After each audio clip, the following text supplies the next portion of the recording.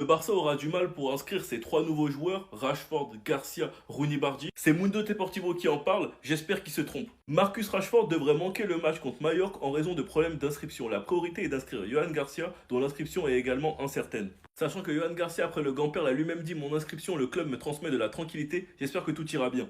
Notre match de Liga, c'est samedi, on est mardi, nous avons encore du temps, donc tranquille. Pas de panique, sachant qu'avec le rapport médical de Ter Stegen, ça devrait arranger les choses. Mais si c'est encore à cause d'un blessé qu'on réussit à enregistrer notre joueur, c'est que la direction se fout de notre gueule. On attend toujours la confirmation concernant les loges VIP, on n'est toujours pas au 1 pour 1. S'il y a bien une chose que j'ai pas envie de faire, c'est de donner raison à Nico Williams. Parce que si nos recrues ne sont pas enregistrées avant le début de la Liga, ça voudra dire une chose: que Nico Williams a fait le bon choix, que Nico Williams avait raison, que le pressing sur Nico Williams est officiellement annulé. Car pourquoi on va presser un joueur qui voulait des garanties d'être enregistré, qui les a pas eu, et au final les joueurs qu'on a recrutés ne sont pas fait enregistrer dans les temps. Le pressing sera annulé. Donc j'espère vraiment que tout est faux, que la Porta sait ce qu'il fait, parce qu'on passera encore une fois pour des clowns et j'ai pas trop envie. Enfin bref, sinon vous les gars, vous en pensez quoi? Ramenez-nous sur 5%, on s'ennuie. Chaque jour, c'est une nouvelle dinguerie. Chaque jour, avec ce club, on n'a que des mauvaises nouvelles. Depuis 5 ans, depuis qu'il est président, il est en train de tuer tous les supporters. Il est en train de niquer notre vie avec ses décisions à la con. En plus de ça, il n'arrive toujours pas à inscrire les joueurs qu'il vient de recruter, sachant que la Liga va bientôt commencer. Premier match, c'est le 17. Moi, j'ai qu'une hâte déjà de voir le premier match du FC Barcelone. Parce qu'à l'heure actuelle, les joueurs qui sont inscrits, c'est comme la saison dernière, mais il reste encore beaucoup de joueurs qui ne sont toujours pas inscrits. Juan Garcia, Chesney, Gérard Martin, Bernal, Rashford et Rooney. Sachant que Hector Ford et Oriol Romeo devraient quitter le club. Des mensonges sur le Camp Nou, alors qu'on devait être de retour pour le match de Juan Gamper, qui se déroulera le 10 août. Mais pour l'instant, on n'a rien vu. Le retour à la règle 1 pour 1, on n'a toujours pas de nouvelles sur cette règle, sachant qu'il nous a promis au début du mercato qu'on allait de retour. On est au mois d'août, mais il n'y a toujours aucune nouvelle. À un moment donné, j'en ai marre de lui. De lui de 1, et surtout de lui avec ses mensonges. Sinon les gars, dites-moi ce que vous en pensez. Passez une bonne journée. Non, sérieux, j'en ai marre de cette direction, ils me foutent le seum. La Liga, elle commence samedi, il y a des joueurs, ils sont même pas encore inscrits, on perd des joueurs, etc. Et franchement, j'en ai marre. Si tu es d'accord avec ce que j'ai dit, c'est qu'il te manque des informations. Reste avec moi, je vais t'expliquer. Déjà, pour ceux qui veulent suivre l'avancée des inscriptions du FC Barcelone, vous avez le site de la Liga où vous pouvez voir l'avancée en live des inscriptions avec le numéro des joueurs, etc. Je vous mets le lien en commentaire si ça peut vous intéresser. Tout d'abord, je comprends que ce soit frustrant de voir que les joueurs ne sont pas inscrits, de voir qu'on achète et qu'au final, on ne peut pas les enregistrer, etc. Que même certains joueurs qui ont été importants s'en aillent, etc. Et dans cette affaire, le quand est plus important que le combien. Je vous explique. Pour l'instant, le Barça est dans l'attente de la réponse de la Liga concernant le retour au 1 pour 1. Oui, on a bien entamé le mois d'août, mais la Liga n'a toujours pas répondu. Je vous laisse imaginer si on avait donné les garanties à Nico Williams qui serait inscrit avant le mois d'août. Là, on passerait pour des clowns et les gens diraient encore une fois que c'est de sa faute à lui. Bref, en tout cas, les sièges VIP ont été construits. Ils ont été aussi comptabilisés par la société d'audit Crow et le Barça est archi confiant quant au retour au 1 pour 1. Mais il y a une chose que vous devez comprendre, c'est que le Barça est plus gagnant en attendant la réponse de la Liga que en se précipitant là aujourd'hui et d'inscrire tous les joueurs parce qu'il en serait capable. Aujourd'hui, le Barça a économisé à hauteur de 30 millions, voire plus. Il pourrait inscrire toutes les nouvelles recrues. Mais pourquoi il le ferait? Puisque si la semaine prochaine Tebas vient, les larmes aux yeux, le poing serré, il nous dit écoutez, félicitations, vous êtes de retour au 1 pour 1, et bien cette somme-là augmenterait. On passerait de 30 millions à presque 60 millions. Là, le Barça n'attend pas parce qu'ils ne savent pas quoi faire pour inscrire les joueurs. Là, ils attendent parce qu'ils pourraient économiser beaucoup plus de fair play financier en attendant le retour du 1 pour 1. Que le Barça a économisé aujourd'hui serait doublé avec le retour au 1 pour 1. C'est juste du bon sens, du business. Je sais que ça peut paraître bizarre pour certains,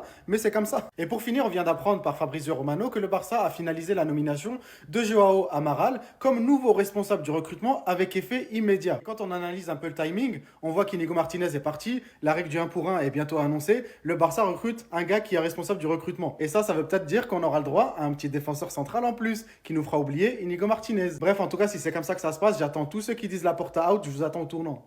Il y aurait actuellement une réunion entre Rashford et le Barça concernant son inscription pour le rassurer et certains joueurs comme Hector Ford, Peña, attendez bougez pas je vous explique. Une réunion est en cours à Barcelone entre Deco et Rashford, puis avec Iñaki Peña et Hector Ford, il s'agit de rassurer Rashford concernant l'inscription. Concernant Hector Ford, c'est pour savoir s'il reste ou pas, s'il part en prêt pour avoir plus de minutes ou avec un transfert définitif reste à voir. Et Peña c'est la même chose, soit il va être prolongé pour pouvoir être prêté, enfin bref, on verra. Et concernant Marcus Rashford, ils sont sûrement en train de le rassurer en expliquant leur plan. Après au Barça, les plans ne se passent pas toujours comme prévu. J'espère juste une chose, que l'enregistrement de Marcus Rashford ne dépende pas de Ter Stegen. S'il vous plaît, la direction, j'espère pas.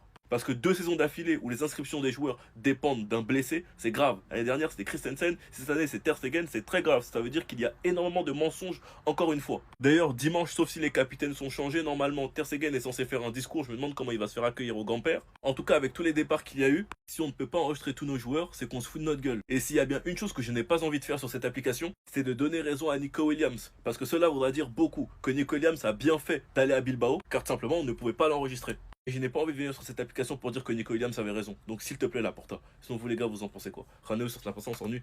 Tonton Hansiflick, c'est pas toi. Je ne pense pas que nous recruterons un nouveau défenseur central pour remplacer Inigo Martinez. Je parlerai bientôt à Deco.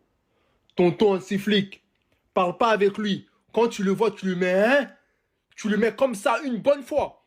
Ou bien si tu veux pas, nous on vient mettre un. Moi, dis-moi, moi je viens mettre pour toi. Je vais mettre pour nous tous. Parce que Deco, ce qu'il fait, il sabote. Il veut saboter ton travail. Là, si on n'a plus de 2 défenseurs blessés, qu'est-ce qu'on va se voir? On va se chercher là-bas. Devant, c'est bon. Mais si 2 défenseurs se blessent, on se cherche tout de suite. On sait très bien, il y a beaucoup de matchs. Hein. Il y a beaucoup de matchs, il y a la Coupe du Monde, c'est-à-dire qu'ils vont compresser les matchs. Il y aura des blessures. Tout ça, c'est la faute de Deco. On sait que c'est pas toi, on sait nous. Tout ça, c'est Deco. Deco qui va sortir l'un de nos meilleurs défenseurs, la pièce maîtresse du hors-jeu, pour laisser ce vaurien qui nous tue 2 Ligues des Champions. C'est pas toi, Hansiflick. Mais si tu veux, moi, je vais faire le travail pour toi. Je lui mets une bonne fois pour toutes.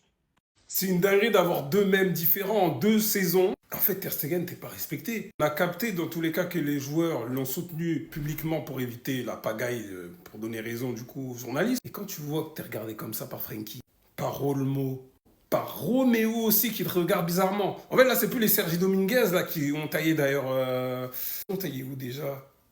Je sais même pas pourquoi j'ai évoqué ce détail-là. Dynamo Zagreb, Christensen, Hector Fort. Alors, Hector Fort, waouh! Ton capitaine parle comme ça. C'est la tête que tu fais. Déjà qu'il a été présenté avec le numéro 1. Première fois que je vois dans ma vie que 2 gardiens sont présentés avec le numéro 1. Surtout que je suis embrouillé avec la direction quelques temps avant. Tu viens parler, bon. Le public n'a pas été hostile à son égard, donc bon, voilà. Plutôt mitigé, j'ai envie de dire. Au moment de son entrée après, il a été applaudi pour son discours. Mais chef, t'as été mis capitaine, ils sont pas débiles. Parce que tu vas pas jouer. Et ils t'ont fait cette dernière faveur-là. Pour service rendu par rapport à tes 10 saisons-là. Parce qu'il n'y a pas que du mauvais, faut pas se mentir. Mais en tout cas, c'est une dinguerie de pas se faire respecter comme ça. Rashford en 9, Rashford à gauche, même à droite, il est bon aussi. Le flic est en train de le préparer à devenir un monstre. Vieux père Léoui est blessé, mais pas de problème en fait. On arrive à faire en sorte qu'il est heureux comme il est en train de l'être. En plus, il s'entend bien avec Rafinha et Lamine Yamal, on voit qu'il y a une excellente entente entre les trois, mais c'est fini. La manière dont il permute, tout au jeu, la vitesse, j'en parle même pas, sa technique de frappe et tout, mais il aura les occasions avec le football, le volume de jeu lui permet. Encore une fois, quand tu vois qu'il fait ça, après la relance de Yann Garcia, hop, contrôle, bim, puis tu la donnes à ton milieu de terrain et puis tu cavales, tu fais la course jusqu'à devant ses fermes, aller donner la passe en profondeur là-bas pour ton ailier. Waouh, waouh, waouh. Entre Lamine Yamal, entre Rashford, entre Baldé, entre Rafinha, même Frenkie des fois qui s'émue, qui rentre, Pedri aussi qui commence à frapper de loin d'ailleurs. Dès qui va arriver aussi des fois en dédoublement. Mais les gars, mais ça va être une régalade. Encore une fois, comme je l'ai dit dans mon débrief sur mon autre compte, tout dépendra, les gars, du turnover. Si on arrive à faire un excellent turnover, en plus il nous rajoute peut-être 1 ou 2 joueurs d'ici la fin du mercato, les gars, cette saison, on peut plier dès le mois de décembre la Liga. Je vous parle très sérieusement. Avec des joueurs qui ne sont pas fatigués. Bref, à suivre. On parle beaucoup de la pré-saison de Lamine Yamal, de Gavi ou même de Rashford. Mais les gars, venez, on se pose vite fait et on parle de la pré-saison que nous a pondue Fermín Lopez. J'ai cru comprendre qu'il avait des histoires de couple avec sa fiancée ou sa copine, etc. Je sais pas ce qu'elle lui a fait exactement. Je sais pas non plus est-ce que c'est Gavi qui est dans l'histoire, etc. Mais moi, je lui dis à cette fille-là, je lui dis merci. Parce que là, elle nous a créé un monstre. Regardez-moi ça. Le gars, il veut que éteindre. Il veut se venger sur tous nos adversaires. Regardez-moi la différence avant et après. Regardez-moi le regard. Les gars, il trompe pas. Même quand il sourit, regardez-moi l'expression qu'il a dans ses yeux. C'est un gars brisé, les gars. Mais si le Fermín brisé, c'est ce qu'on voit sur le terrain. Mais les gars, s'il vous plaît, allez sur ses comptes réseaux sociaux là, à la fille et encouragez-la. Dites-lui, continue, fais-lui la misère. Non, parce que souvent, quand on parle du poste de numéro 10 au Barça, on pense tous à Dani Olmo en premier, et moi le premier. Hein. Mais là, en vrai, c'est plus aussi évident que c'est lui le titulaire. Parce que là, ce que propose Fermín, c'est tout simplement incroyable. Et c'est des choses que Olmo, on est désolé, mais faut se rendre à l'évidence qu'il n'arrive pas à proposer. C'est sûrement dû au fait que les adversaires le craignent et donc préparent des pièges anti Dani Olmo. Mais aujourd'hui, Fermin, faut dire ce qu'il est, il apporte une grinta, une vivacité, de l'énergie, etc. que Olmo, il n'arrive plus à proposer. Mais là, je suis désolé, mais sa copine ou son ex, je sais pas où ils en sont en ce moment. Mais en tout cas, aujourd'hui, elle est aussi importante qu'Hansi Flick. Elle nous a transformé ce petit marmot, un mec qui était brouillon dans ses matchs, etc., qui avait du potentiel. Mais on va pas se mentir, il lui manquait ce petit truc. Et elle nous en a fait un cyborg, un mec qui veut juste éteindre. En tout cas, mademoiselle, je te connais pas, et je veux pas te connaître d'ailleurs, mais merci de lui avoir éveillé son pouvoir. Donc c'est terminé comme ça. Ça y est, c'est fini. Ah! Mercato estival terminé pour le FC Barcelone. Ah, Deco. Deco, tu nous as fait un coup, ce mercato. Tu nous as fait un coup parce qu'en fait, tu nous as ramené Rashford pour nous éblouir et derrière nous retirer Inigo. Or, c'est en défense, on a plus de problèmes. La saison dernière, on a bien vu. On marque des buts, mais on prend des buts. Dès qu'il y a des blessés, contre Inter Milan, on a vu. Baldé, Koundé n'était pas là. Voilà, c'était chaud. Et là, maintenant, Inigo, il est parti. Vous nous annoncez que ça y est, c'est fini. Il n'y a plus de recrutement. Plus personne vient. Plus personne vient, plus personne sera vendu. Ah, en fait, même Araujo, il nous a eu. Araujo, il est resté. Il nous tue, il reste. Inigo qui nous sauve, il part. J'arrive pas à comprendre, moi. Ah, Barça, vous, ce que vous me faites dans moi. Bon, on est là, on est dedans, voilà. La saison, elle est là, on va commencer. Ça commence là, c'est cette semaine. Voilà, on est dedans. Allons-y, voilà. Un titulaire indiscutable du Barça pourrait perdre sa place dans le 11 titulaire d'Hansi Flick. Écoute bien, je t'explique tout ça. Plus que quelques jours pour que la saison démarre du côté du Barça. Alors, il y a encore plein de boulot à faire, notamment avec les enregistrements. Mais en tout cas, le Barça, sur le terrain, a l'air prêt. Mais la presse espagnole, elle vient quand même de dévoiler une information assez intéressante. Effectivement, un cadre de l'équipe pourrait éventuellement perdre sa place. Ce joueur, c'est Jules Koundé, le latéral droit français. Bon, c'est un défenseur central à la base, mais il joue latéral au Barça. Et pourquoi il pourrait perdre sa place? Eh bien, à cause d'un autre joueur de l'équipe. Qui n'est autre qu'Eric Garcia, qui jusqu'ici est sa doublure en tant que latéral droit. Lui aussi, c'est un défenseur central à la base. Alors vous allez rigoler, vous allez dire mais qu'est-ce qu'il raconte ce mec? Mais non, c'est bien la presse catalane qui explique que Eric Garcia plaît énormément à Hansi Flick et Hansi Flick voit Garcia comme un vrai concurrent à Koundé pour le poste de titulaire. Voilà, je vous mets la source, c'est le journal Sport qui explique que Eric Garcia n'est pas une doublure mais un véritable concurrent pour le poste de numéro 1 en tant que latéral droit. Et encore une fois, je répète, ça veut pas dire que Koundé est nul, ça veut pas dire que Flick n'apprécie pas Koundé, mais c'est juste que Eric Garcia a fait du très bon boulot et c'est pas passé inaperçu aux yeux de Hansi Flick. Donc normalement, Koundé, il va quand même démarrer la saison en tant que titulaire, mais il a intérêt à être bon parce que derrière lui, eh bien, il y a Eric Garcia qui attend.